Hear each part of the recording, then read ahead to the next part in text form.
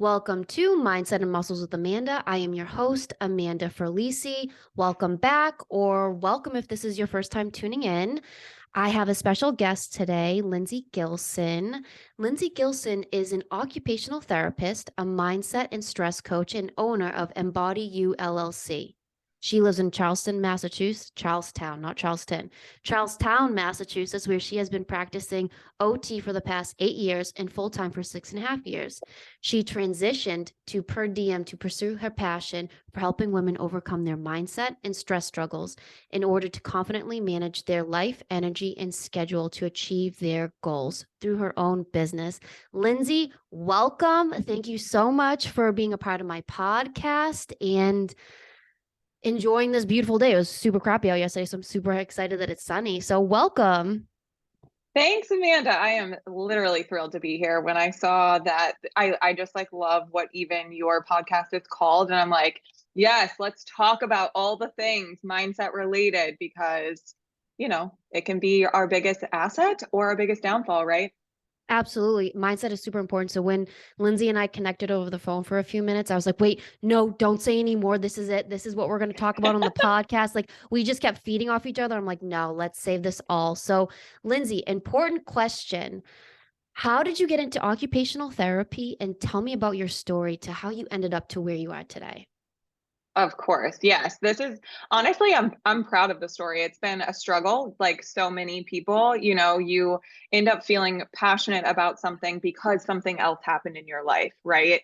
Or you're looking for more. So for me, it's a little bit of a two-part. So I got into OT, occupational therapy, when I didn't know what I wanted to do in college, but I also knew I wanted to be a helping professional. So what I ended up feeling was, all right, I want to use my hands. I want to be, I want to be able to think outside the box. And so that's actually what helped me get into OT. I also have I had been a nanny for children with disabilities for a period of time as well. And so my heart really went out to, any type of diagnoses or illnesses that were dealt with in life. And so that helped me become the OT that I am today, 100%. Like so many of us, if you're listening and you are in healthcare or have been, or just know someone who's in healthcare, it's a struggle. The burnout is so real for healthcare professionals. And for me personally, like I dealt with such a rough transition. I think I wasn't prepared for the type of burnout when, you go and get, I went and got my master's and I was like, yes, I am ready to be like out in the world and helping everyone in whatever way possible. And then it just is like you're hit with productivity standards and, you're micromanaged by all these third-party companies. And then you feel like you lose your voice. And it's like, I'm a compassionate individual. I'm a chronic empath, I want to be out there to help and serve. And I know I shared that with you a little bit, Amanda, but it's like that weighed on me so heavy. And then consequently ended up, I struggled with my mindset and my chronic stress for years. And I had no even idea that I had been dealing with anxiety. And coupled that with all the other stressors of being an OT and kind of navigating burnout a little bit or pre-burnout a little bit, it all came crushing down on me. One year, I always called 2017 was my rock bottom year. And I definitely was diagnosed with generalized anxiety, chronic insomnia, and hypertension. And so I was like, what? I'm a healthy individual. I work out. I do all the things. I have a beautiful life. I have a beautiful fiance. I have all these friends and supportive family. And I was like, how does this happen to me? And I'm sure if you're listening, like you have had a little bit of that at some point in time to where you're like, no, not me. This doesn't happen to me. Why can't I handle it? Right. And Because we're just, sorry to interrupt you, but like, I want to point that out. why can't you handle that? I think as a generalized statement, women take on the weight of the world more so than anything. I was actually just having this conversation with two clients this morning. That's why it's so heavy on me. It's like, it's okay to not be able to handle the 10 things you do every day or whatever it is. It's okay. You move on. So I love that you said that. I'm going to let you continue because that's super important to point out.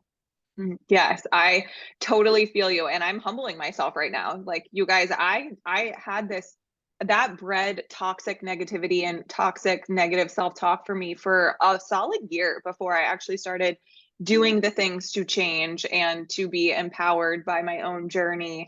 And so that obviously led me to wanting to, bridge this gap. Obviously I'm an OT, and there's such an emphasis on the physical wellness. But Mhm. what about the other six? Mental, emotional, social, all these other things that aren't really talked about as much in healthcare. So that became my passion. So I was like, all right, I want to help women and let everyone know mindset and stress management is preventative. It's Yes. preventative. So that's what led me to where I'm at today. I mean, I love this. I think that, growing up, for me personally, growing up was tough. I mean, everyone had a tough growing up aspect. It's like, do this, do that. You have to be the best. And I think a lot of people, whether it's culturally or just environmentally, they grow up that way. And then we don't even think about, like you mentioned, that you were super stressed. You probably didn't even know how stressed you were until you were like, oh my God, like you mentioned in 2017. And I just feel like as a whole and as a society from our generation and older, I think younger generation has a different whole set of anxieties and stresses. Totally. We're just taught to do all the things and you can do all the things and that's it. Like grind, grind, grind. Forget about your health, forget about your mindset that's shot to shit because it gets shot. So Mhm. tell me a little bit. So you started this business called Embody You LLC. So when did you start that and what were your struggles with beginning that business? So my struggles, I started it in 2021. I think it was April or June. But when I first started it, my biggest thing was I wanted there just to be more of like this mental and emotional health restoration. But of course, like you're saying, like we live in this hustle culture. And I felt like, everyone knows their stress, and we have created this narrative that we are and can remain unnecessarily stressed, and that's normal. And I was like, absolutely not. We have to do something more. We have to change our relationship with our stress so that it's not defining us and controlling us. Like, what are other aspects we can control? And so, a barrier that I had at that point in time was, how do I help women and have people be able to see that this invisible transformation, mental and emotional health Mhm. restoration, is so incredibly important, sometimes even more so than a physical transformation, because that transformation is what's going to help you with your Yes. physical transformation you're working on, right? Whether that be fitness, physical, anything. Hmm. So you pretty much nailed it. So I talk with my clients. This is also why you and I connect so well. I talk with my clients about their mindset all the time. It's like when we're in a personal training session, we're talking like they're going through X, Y, and Z. And while we're working out, we're talking about like their stresses and how to overcome them. I'm not saying I do what you do, but mentioning the mindset component is super helpful. So when did you realize, like you said, was it 2017 where you're like, this is the mindset? So explain what mindset is and why it's important to make sure that you have a healthy mindset. Great question. I think it is. Actually such a good question. I didn't even think that, what is mindset? Like we hear this term all the time, but mindset is essentially your belief system about how you act and think and react in the world. A lot of times it is from learned thoughts and behaviors, right? It's from learned thoughts and behavior patterns from our past. A lot of times from toxic things that have happened in our life or traumas Hmm. that a lot of times breeds this what we call fixed mindset, which again, if you have a fixed mindset, it's okay. Like Hmm. just realize you can do something about it. But a healthy mindset is a growth mindset. And that is a way where you're looking at, say, an obstacle or a setback, Mm-hmm. and you're thinking, okay, it's a data point. I'm not personally going to take all of that on and beat myself to a pulp emotionally about this. Mm-hmm. It is going to show me something different for my future. It's going to help me think about something differently for my future. It's a data point. Whereas someone with a fixed mindset might be ready to throw in the towel Mm-hmm. or just go completely stuck in this toxic spiral, negative self-talk, and you believe that you're either successful or you're a failure. We start thinking in these extremes, and Yes. that a lot of times is what, some pretty good indicators. If you're hanging out more so in a fixed mindset, you have a little bit more of a negative outlook on life and Mm-hmm. circumstances because you're stuck in the past. You're stuck in things, the way things have happened to you, and you are living essentially like with life just happening around you instead of you being able to control certain aspects to it. So I think this is so amazing that we're talking about this. I know I'm like geeking out, like in my head, I'm like, oh my God, I love this. But I just like, because I suffered so much with such a strict mindset of, if you don't do all of those things, whatever those things are, work related, relationship related, family, friends, all of that. If you don't do all those things, you are a failure. And I know we Mhm. talked about failure a little bit. So can you explain to me, like, the tools you would use for someone like myself that just explained? How would you communicate with someone that's having that type of mindset issue with the fear of failure? Oh, I love this word. Everyone hates the word failure, but I literally love it Hmm. because failure is essential to your process, guys. Like, failure is the only thing that shows you that you can get back up again. Because Yes. let's think about your fitness journey. Let's think about your wellness journey. It's not linear. It's not always going to be up. There is absolutely going to be ups and downs. We all know this. But your failures, these little setbacks that you have, are actually what show you, oh, my process of getting back on the horse and keeping riding, like, that makes me know I'm going to keep moving. I'm going to Hmm. keep going. I'm not going to throw in the towel. And so I constantly talk to my clients and women in my community about they need to come up with an emotional banking system. And when you think about that, it reminds you of all these little things that you can, small wins or gratitudes, or that you are internally recognizing, like, oh, hey, I did that a little differently this time. Or, hey, wow, okay, I did have the negative thoughts and I did feel myself want to resist, but Hmm. I persevered. I pushed through that discomfort and I used to not do that. And so I'm emotionally banking, like, oh, it's getting easier. Like, I'm able to bounce back faster. Okay, say let's just give a personal, or this actually used to be a personal Hmm. example for me. Like, I didn't want to go to the free weight section in the gym. This was years and years ago. And this is a very real fear for people, right? Yes, I love that you're You, talking about fitness. Keep going. yeah, I was going to say, this, like, you hear this all the time. Hmm. And I remember thinking, okay, one day when I just like really pushed through that discomfort and did the thing, do it to spite, Hmm. I was standing there in the mirror and I was looking at myself and I was like, okay, this is day one. Like, Yep. I my win that I'm emotionally banking right here is if I'm just even standing here looking at myself in the mirror, that is a win Hmm. because I don't come to this section in the gym. So this is what we're talking about, guys. Like, you have to be able to meet yourself halfway of where you're at and be able to celebrate these small little incremental wins along the way, because those failures, I put them in quotes, you can't see me, but I put them in quotes, your failures are actually what tell you that you are already successful because you get back on the horse. I love that. I talk about failure a lot because it's such like a, and I know when we spoke about it, I was like, oh, some people don't like that. How do you feel? And immediately we were on the same page. There's been, I can't count on both my hands and toes how many times I've failed at something in life. And every single time I failed, Maybe I cried, maybe I just like lay down. I was like, oh my God. But at the end of the day, that showed me that whatever I was doing didn't work. Let's pivot. Like it didn't work what I was doing with my business at this point in time. And that's okay. I did all of this work and it's not that I'm not going to lose it, but this is the way I'm going to try. So I'm going to turn right instead of taking a left. So if I didn't fail at that point, I could have kept going down that road and it wouldn't have gotten me to where I am today. So just like you said with going in the free weight section, and thank you for going in the free weight section because it's the best thing one of the best things you probably ever did. And everyone out there should be lifting weights. But I love that. If people didn't fail at anything in life, how are they like, how do you ever feel like true, genuine, like success? Like I did this, like, how would you know that?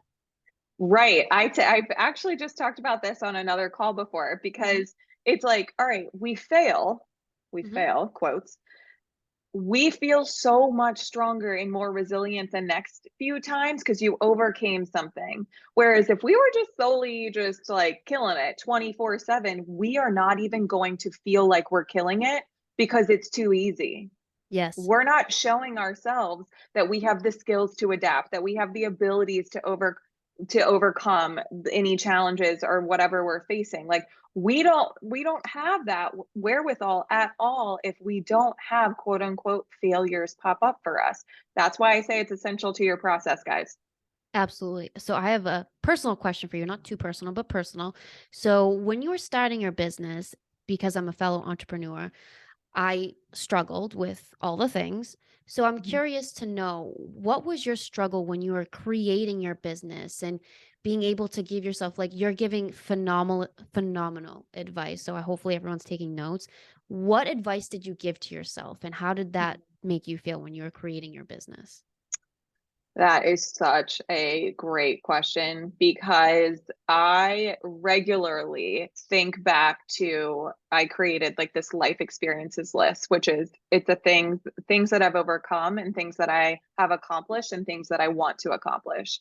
And I remember when I started my business, I thought this is absolutely hands down the hardest thing I could ever imagine doing.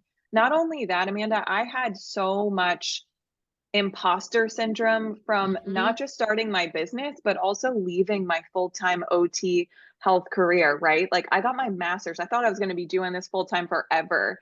And so you have this little bit of this like guilt battle with yourself of it. It's like, is this a cop out? Did I take an easier road? But I think the biggest thing that I was super proud about with myself with this that helped me was I literally started it from the ground up. I spent countless hours on YouTube teaching myself how to market. Like I was a psych major in human development and then I became an OT. I have no business background, right? And Yes. and to me, and I'm sure to you too, you're like you look back and you're like, "Damn, I did that." And so every week, one because I stayed in a really hard place mentally for a bit too, trying to navigate all the Of things of course. all the process, right? But once I got to a place of not feeling completely bogged down by it, I was like, I need to create an emotional banking system for myself. So every single week on Sunday, I looked back and I said, what was something new that I taught myself this week? What was something that I overcame fear wise? Because fear was flying everywhere Of at that point. course. I mean, I know you can feel this too, but it's like, how do you even get out there on social media and show your face and talk about yourself or your journey? Mhm. And for me too, I think about just like as an OT, you have to tailor and like honestly kind of clamp down your opinions about anything. Like you are only sharing expertise, whereas in my coaching business, like I'm sharing my views, I'm sharing my experience, my Yep. nitty gritty experience, and my expertise all in one. So I remember thinking that was such a struggle. But I remember someone told me once, and I'll share that here too. And they said, you getting out there are lurkers everywhere, but you are reaching one person, at least one person every Yes. time you do something.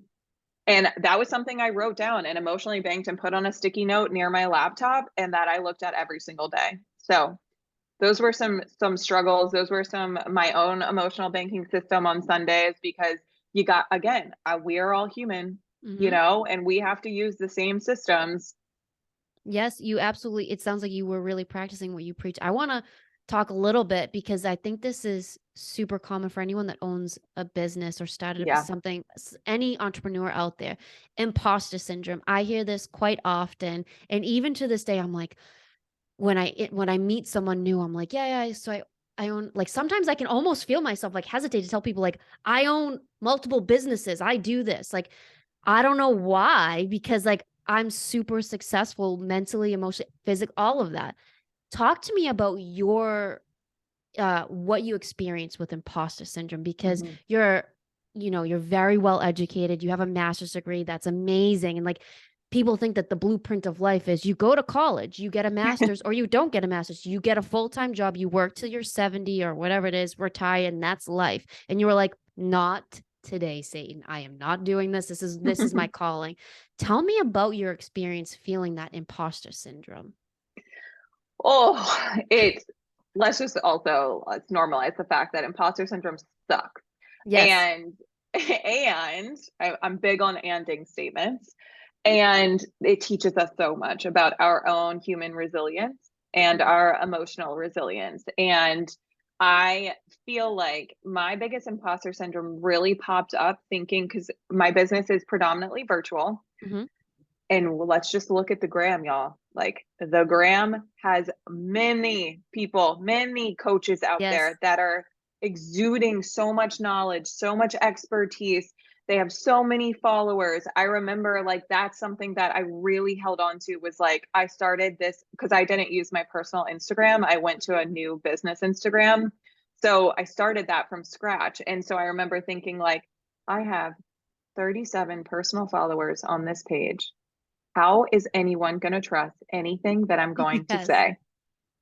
And I was like, and I remember being like, Lyndsay, you would tell anyone that was Mhm. thinking that followers doesn't mean anything. But Doesn't. again, it's how my imposter syndrome, because I was thinking about the gram and I was thinking about social media, and you look at Mhm. how many followers you have, and you equated, well, I equated that to success and expertise, which is so not accurate. And here's also the thing that I have to use. This is my biggest disclaimer that I tell anyone dealing with imposter syndrome, especially women in the workplace or entrepreneurs, Mhm. solopreneurs. Imposter syndrome only happens to badass working people. That's right. And I'll tell you why. Have you ever seen a lazy person have imposter syndrome? No. People that No. care about their work ethic, people that are Yes. conscientious human people and that care about how they're perceived in the workplace or what they're putting out into the world, those are the only people that get imposter syndrome. So when a client comes to me and says, "Hey, I'm dealing with imposter syndrome," I'm like, "Okay, you're a badass human being. Let Yes. snaps for you. That's awesome." Yes. And I I'm laughing because it's true. Like, uh, like you don't hear that because it's a different type of, I mean, I'm just going to say it. We are strong, independent women naturally. And Mhm. I've known you for what, 45 minutes in total, from the first conversation I've had with you to this conversation. And it's a different mindset, and it's a different like vibe completely. We care about what we do. We Mhm. truly care about people and impacting people and Mhm. servicing people mentally, physically, emotionally, all of those things. So I love that you said that. And also want to point out it doesn't matter if you have a million followers or 12. I would put all of the money I have and will ever make on the fact that if you make a connection with a person, it doesn't Mhm. matter how many people you have following you or you're following. It doesn't matter. I had the same issue when I first started my fitness journey. I'm like, oh my God, look at all these fitness chicks. They have millions of followers. Oh my God. They sell all these things. Who am I to just get up on here with the bikini, be like, this is me? And then I said, no, no, no, no. I'm going to share it. And you know why? For the same reason you did. You want to help that one person out there, whomever that person is. That's what you want to do. And I also preach that to my clients. And I love that we're having this conversation because social media is, I mean, we don't need to go down the whole rabbit hole, but social media is just a tool to be used. And if you use it properly, it's phenomenal. But it doesn't mean that that person is more of an expert than the other person. And I almost promise you, education wise, those people that have millions of followers, their education may not be where you really want them to be. So I Mhm. love that you brought up your education, because a lot of people just go out there and they're just like, hey, I'm this person. It's like, okay, well, what's your background? What's your level of expertise? Where did you train, or whatever it is? But I love that. And we're all badass individuals that are entrepreneurs. I have another Yes. question for you. What would you tell someone that wants to start a business like yourself? What would you tell that person? Get support. Get support. And I will be the first person to say that I tried extremely hard to do this on my own for a really long time. Hmm. And I actually wouldn't, I don't think I would take that back actually. Hmm. However, if you have a lot of stuff going on and you have other roles and responsibilities, let's just think about, why would you want to take on so much uncertainty and unknowns and not have support that you need, whether that be from a family member, whether that be from a business coach, whether that be from having, setting up a call with your accountant or a lawyer to talk about like things about your business. I just don't want any woman or man out there to think starting a business or being fearful of starting a business because they feel like they can't hack it. Because ultimately, this is a supportive world. Hmm. We just have to figure out how we need to be best supported. And a lot of times people don't know that, but you figure it out real quick when you start your business. What are my strong suits? Not SEO, not creating my website, Hmm. not marketing. So maybe I need to sign up for a course on, virtual programming, marketing, developing a program. Like your skills are there, but you just might need an additional support. And so I would think another piece of advice Yeah. here is just do whatever you want to do, whatever you want to put out there in the world, whatever you're passionate about, just do it. Like literally don't let yourself what if yourself out of doing anything, because that's what I see a lot of times with my clients as a massive self-sabotage barrier. And you never end up doing the thing that you want to do. And so it's going to stay on that back burner of your brain. And you're just going to constantly be thinking about it, even though you're not. It's like set on simmer mode and it Hmm. just eats away at you over time. So it doesn't have to be perfect. Just put it out into the world in some capacity. You can always make a shift.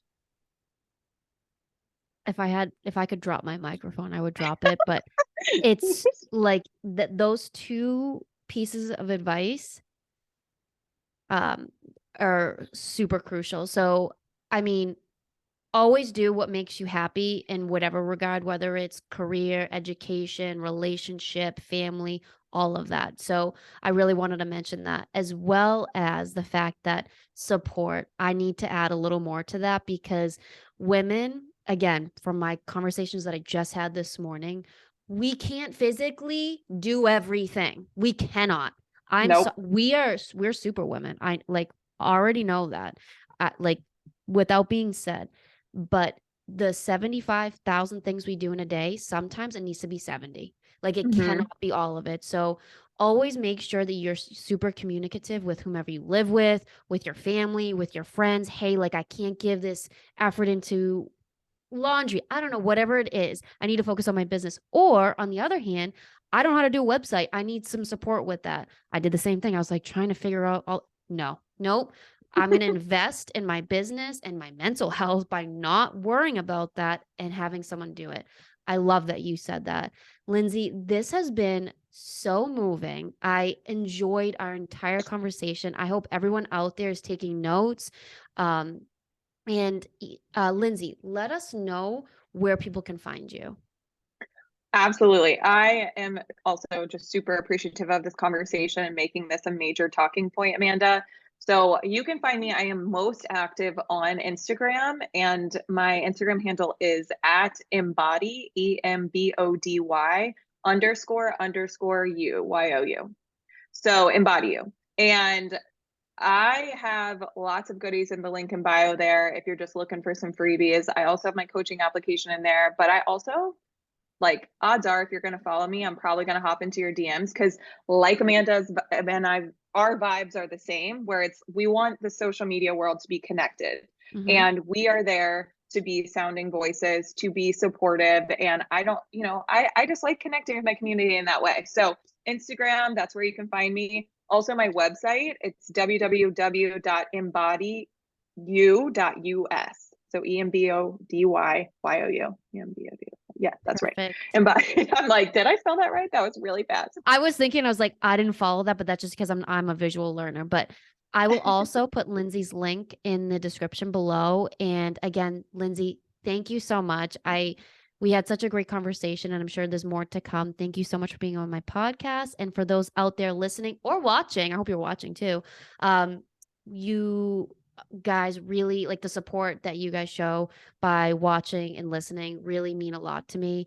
So you can find all of our links below if you have any questions. And thank you so much for listening. Have a great morning, afternoon, or evening. Bye. Thank you so much.